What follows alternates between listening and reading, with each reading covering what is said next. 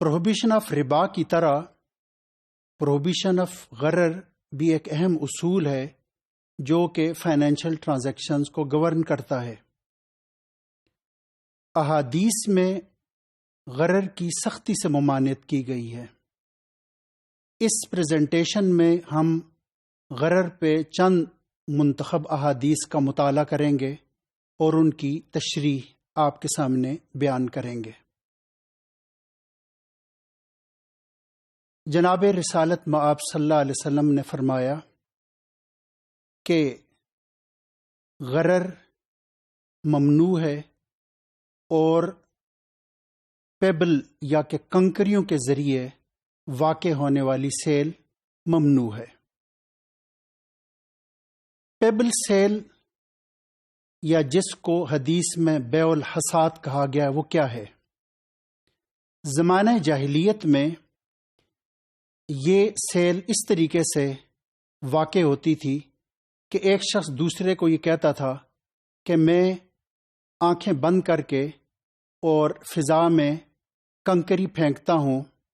یہ جو نیچے پڑی ہوئی چیزیں ہیں جو کہ ممکن ہے کہ انفولڈڈ ہوں، ان میں سے جس پر بھی کنکری پڑی وہ تمہاری ہوئی اور اس کے تم مجھے ایک متعین رقم ادا کرو گے۔ یعنی ہو سکتا ہے کہ آپ اسے یہ کہہ رہے ہوں کہ 10,000 میں یہ چیزیں تمہاری ہوئی۔ اب اس میں اس بات کا امکان موجود ہے کہ جس چیز پہ کنکری پڑی وہ 1,000 سے زیادہ کی مالیت کی نہ ہو۔ یہ بھی ممکن ہے کہ جس چیز پہ وہ کنکری پڑی وہ چیز 100 یا 200 سے زیادہ کی مالیت کی نہ ہو، اور یہ بھی ممکن ہے کہ جس چیز پہ وہ کنکر پڑے ہیں وہ 10,000 سے زیادہ کی مالیت ہو۔ یہ تقریباً جس طریقے سے کہ ہم ڈائسنگ کہتے ہیں یا ہم چھکے کے ذریعے یا کہ کسی اور طریقے سے ہم اپنی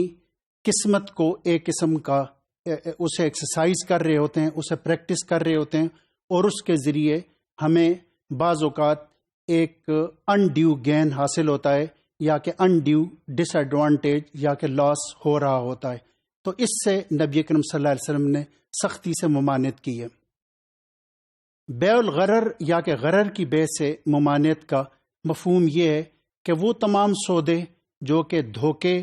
جھوٹ پر مبنی ہیں کہ جن میں غیر یقینیت ہے، کہ جس کے حوالے سے نہ بائے کو پتہ ہے یعنی سیلر کو اور نہ مشتری یا کہ پرچیزر کو پتہ ہے کہ وہ کیا بیچ رہا ہے اور وہ کیا خرید رہا ہے۔ تو اس طرح کے سودوں سے نبی کریم صلی اللہ علیہ وسلم نے منع فرمایا ہے۔ ایک اور حدیث میں جناب رسالت مآب صلی اللہ علیہ وسلم نے فرمایا کہ مچھلی کو پانی میں نہ بیچو کہ یہ غرر کی بے ہے۔ مچھلی کو پانی میں بیچنے کا مفہوم یہ ہے کہ ایک شخص دوسرے کے سے یہ کہتا ہے کہ میں شکار پہ جا رہا ہوں، میں نے کوئی 9 سے 12 بجے تک شکار کرنا ہے راول ڈیم میں، تم مجھے کوئی 1,000 روپے دے دو، میں اس عرصے میں شکار کرتا ہوں، جتنی بھی مچھلیاں آئیں وہ تمہاری ہیں۔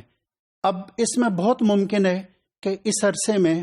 شکار میں اسے کچھ بھی نہ ملے اور اس شخص کے 1,000 روپے ضائع ہو جائیں، اور یہ بھی ممکن ہے کہ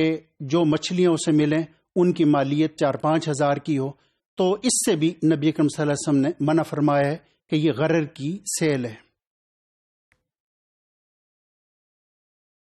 ایک اور حدیث میں جناب رسالت مآب صلی اللہ علیہ وسلم نے فرمایا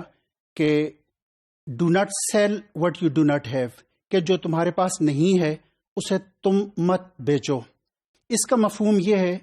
کہ تم وہ چیز نہ بیچو کہ جس کی ڈیلیوری دینے پر تم قادر نہ ہو۔ فرض کریں کہ ایک شخص جو ہے وہ ایک اسٹرے اینیمل کی، ایک ایسے جانور کی کہ جو کہ بھاگ چکا ہے،